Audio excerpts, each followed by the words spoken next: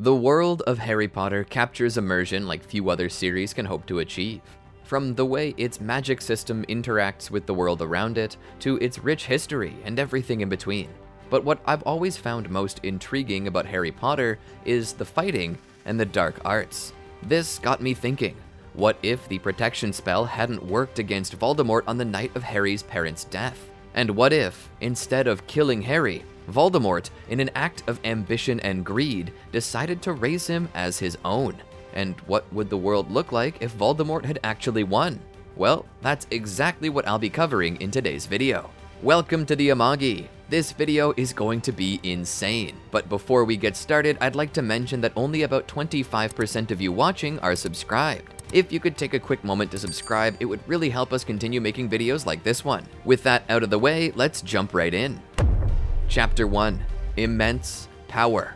It was a cold Halloween night, and Godric's Hollow was filled with men, women, and children running around in strange costumes. It was Halloween after all, which gave Lord Voldemort the perfect chance to walk the streets unnoticed. He turned toward a street sign, Privet Drive, and made his way down the road until he stopped at number 4.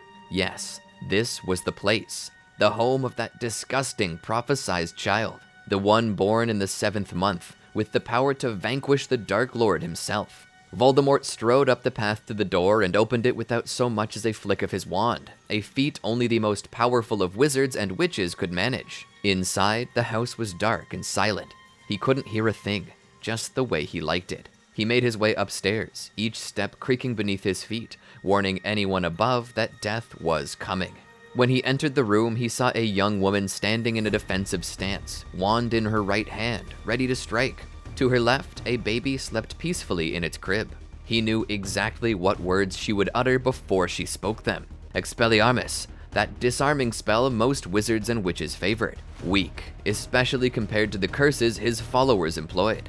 Before she could finish casting, he snapped back with one of the 3 unforgivable curses. The Killing Curse. Avada Kedavra, he hissed. Yet something unexpected happened. Yes, Lily died, but some kind of force blasted Lord Voldemort into the wall, cracking most of his ribs and nearly wrenching his arm out of its socket. What in the world was that? Some kind of protection spell? There was nothing powerful enough to stop the Killing Curse. Was there? Confused, Lord Voldemort regained his feet and aimed his wand at the baby, but he hesitated. Lily and her husband James had undoubtedly possessed immense magic, which meant this child held incredible power.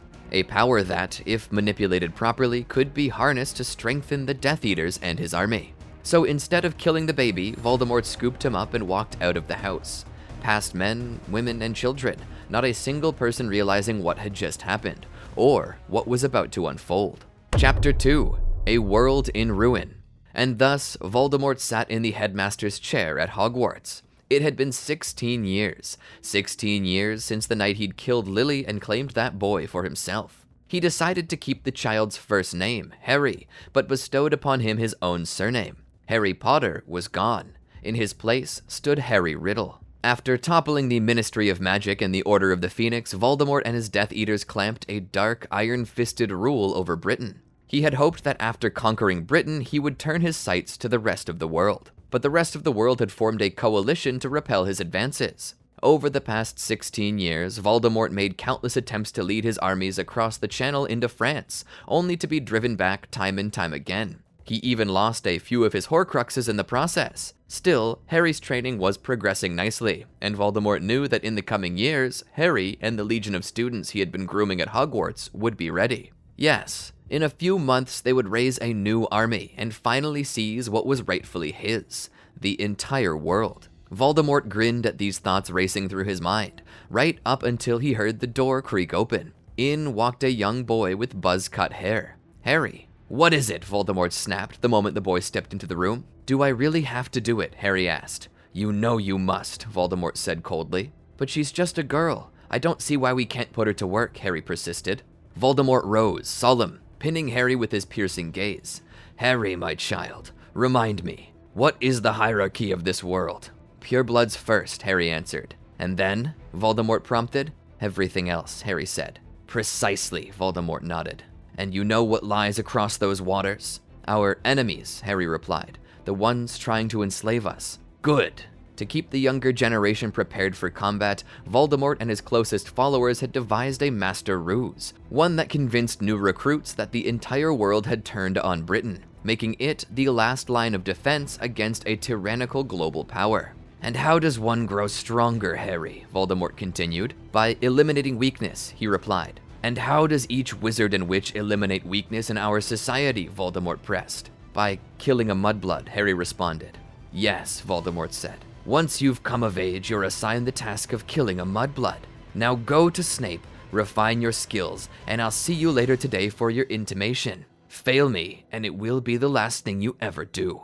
Chapter 3: Corrupted Lineage. Harry walked the corridors of Hogwarts, contemplating the task he would have to carry out later that day, killing a mudblood. The Muggles, those without magic, were enslaved and put to work. Wizards and witches, on the other hand, were expected to devote themselves solely to the dark arts. Mudbloods, however, were treated differently. Voldemort deemed their lineage corrupted, so he sent them to the mines in the western part of Great Britain, a region known as Wales. There they remained until coming of age, at which point they were transferred to various schools to be executed by a wizard or witch who had also come of age. Men were tasked with killing women, women tasked with killing men. The rationale was that, in this pivotal moment, each young wizard would be conditioned for what awaited them on the battlefields across the channel. Harry felt sick to his stomach. Worse still, the Death Eaters always provided you with a report on your victim a week before the deed, allowing you to get to know that person, to form an attachment. The girl assigned to him was named Hermione Granger. She was said to be a bright, hard-working girl who had fared quite well in the mines, but alas, her life had an expiration date, one that would end at the words Harry was expected to utter. Eventually, Harry reached the door to Professor Snape's office, the dark arts instructor. Harry despised the man, yet Voldemort revered him. It was said that Snape had served the Dark Lord since the very beginning. As Harry pushed the door open, Snape cast him the same look of disgust he always did, then motioned for Harry to take a seat. The office walls flickered with torchlight, casting wavering shadows to the cold stone. "Harry," Snape said, "today, when I give you the order to kill the half-blood, you will obey. No questions, no hesitation. By this point, you already know how to use the killing curse. You and every other worthy wizard in this school have been practicing it since you were 13. But today's test isn't just about performing the curse. It's a demonstration of power, one that will carry over into the battlefield. Show weakness and your fellow students will never respect you. If they don't respect you, they won't follow you. Show strength and they will fall in line. Understood?" Harry swallowed hard and listened. "If you have doubts," Snape hissed, "speak them now." I don't think I can do it, Professor," Harry stammered. "It isn't right, and I suppose you think war is right, Harry. That we can choose our battles with perfect morality. No, the only path forward is paved with using every tool at our disposal. The killing curse is our best weapon. It tears life from its victim in an instant. No shield can block it, no counter curse exists. One flick of your wand, and they're gone. The only reason we've lasted this long in the first place is because the enemy refuses to use it." The final point always confused Harry. If the enemy was so truly evil, why wouldn't they wield such a powerful spell? "What will happen if I can't do it?" he asked quietly. "Then you will die," Snape said flatly. "Because if you can't do it now, you won't be able to do it on the battlefield, facing opponents your own age." Snape snapped shut a large tome, sending dust swirling in the flickering torchlight. "Now, let us begin." He gestured toward a covered cage at the side. Something inside was squawking. Harry's heart sank when Snape pulled back the blanket. It was Harry's own owl, the one he'd raised from a hatchling. "Are you serious?" Harry exclaimed. "Do it," Snape commanded. Harry raised his wand, his hand trembling, heart pounding. "Feel the power coil within you," Snape whispered. "The spell is fueled by intent. You must truly mean to kill, or it will fail. No doubt can remain." Snape circled behind Harry, placing a hand on his arm to steady his aim. "Do it," he repeated softly in Harry's ear. "Avada Kedavra," Harry croaked, his voice shaking. A bolt of green lightning erupted from his wand, striking the owl dead in an instant. Harry turned, seeing Snape muttering something under his breath. Something that sounded like, "If only they could see you now." They? Harry wondered. Who are they? Snape realized what he had said, and noticing Harry's stare, abruptly shook his head. "Class dismissed," he snapped. Chapter 4: Without a Word. Later that day, Harry sat on his bed in the small closet beneath one of the staircases in the west wing of the school. While most students shared dorm rooms, Voldemort insisted that Harry live in isolation and squalor, claiming it would keep him focused and free from the weaknesses brought about by comfort and friendship. He sat in silence, replaying Snape's words in his mind. Who were they? Suddenly, a knock at the door broke his thoughts, followed by a high, whining voice. "Oh, Harry," the voice called. Bellatrix Lestrange. Harry grimaced at the sound of her. If there was one person he wouldn't hesitate to use the killing curse on, it was her. They made their way to the Hogwarts dining hall. The tables had been removed, replaced by a long platform at the center. On either side, hundreds of students stood, buzzing with anticipation for the spectacle about to unfold. At the far end of the hall, elevated on a raised platform, sat Voldemort, accompanied by his closest confidants and several elite Death Eaters. One of them was a man with long, blonde hair, Lucius Malfoy, a whale of a man. Also present was Professor Snape, watching Harry with a solemn, pointed gaze. But worse than all of them was what lay on the platform before Harry. A small, frail young woman with a bag over her head, tied to a post, hands bound behind her back. This is beyond cruel, Harry thought. He continued down the platform until he stood about 5 meters from the girl, a very deliberate distance. Unlike stunner spells, which fizzled out after a short range, the killing curse kept going until it struck something. In other words, aiming was critical. If the caster missed, the curse could fly into one of the Death Eater leaders, which would prompt them to dodge and retaliate. It was a ruthless test that ensured only the best of the best made it to the battlefield. "As requested, my lord, I bring you your son," Bellatrix announced. She giggled when she said the word son.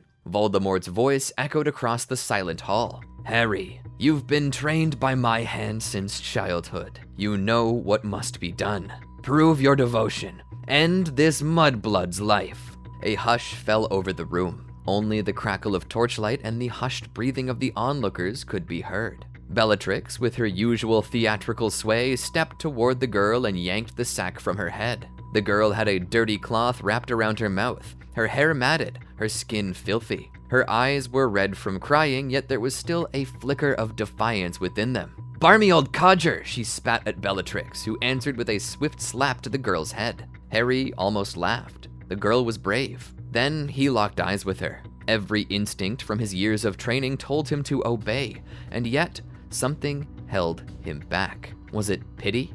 Weakness? He couldn't tell. The silence grew heavier until Voldemort's serpentine voice broke through. "Is there a problem, my child?" "No, my lord," Harry replied, though his wand trembled. "It's just..." "Hesitation, Harry dear. Didn't the Lord teach you better?" Bellatrix crooned. Harry wheeled on Bellatrix, glaring. "You would do well to keep your mouth shut." Whatever reservations Harry had about killing this helpless girl, he harbored no fear of anyone in the hall except Voldemort himself. He had been trained since birth by the finest tutors in the world. Not a single soul here could stand against him. He was confident that he could even give his father, the Dark Lord, a run for his money, if it came to that. "Or what, you little..." Bellatrix began. Without a word, Harry flicked his wand, conjuring an Expelliarmus spell that slammed into Bellatrix's chest, hurling her across the hall. A shocked hush fell over everyone.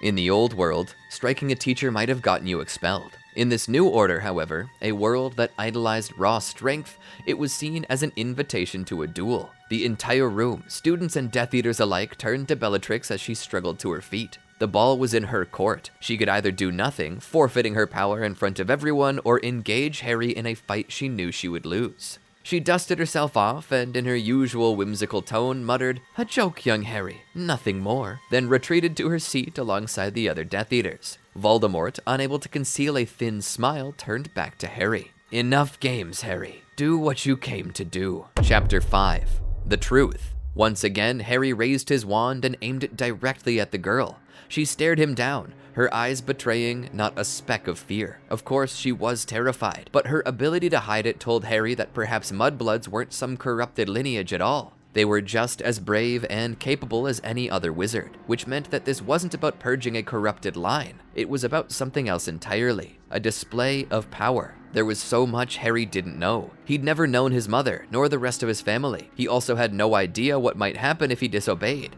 But one thing he did know was that not everything he'd been told was true. Some bigger secret lurked beneath the surface of his life. Still, he couldn't change anything yet, so he set aside his emotions, focused his intent, and muttered the words, Avada Kedavra. The girl, strong to the end, died instantly. A hush fell over the room. Harry lowered his wand while the corners of Voldemort's lips curled in satisfaction.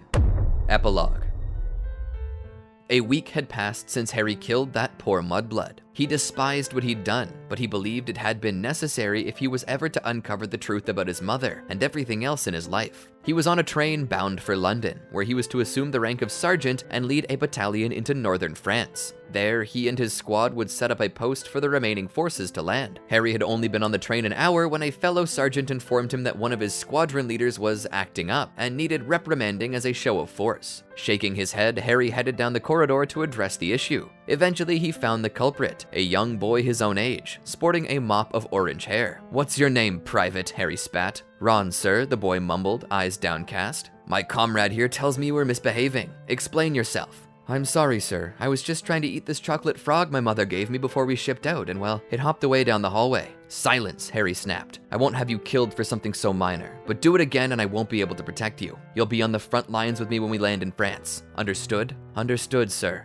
Harry was supposed to hate this boy. It was expected of him, yet he couldn't help but smile at Ron's fumbling. He wasn't sure why, but a strange intuition told him they might become friends. To be continued. So, what did you think of this new direction? The betrayal of Hermione. Ron's surprise appearance? Pretty dark, but things are going to get even more interesting. Make sure you let us know where you think the story's going down in the comments, and like and subscribe for more videos like this. Heck, even hit that bell. Thanks for watching, and we'll see you next time.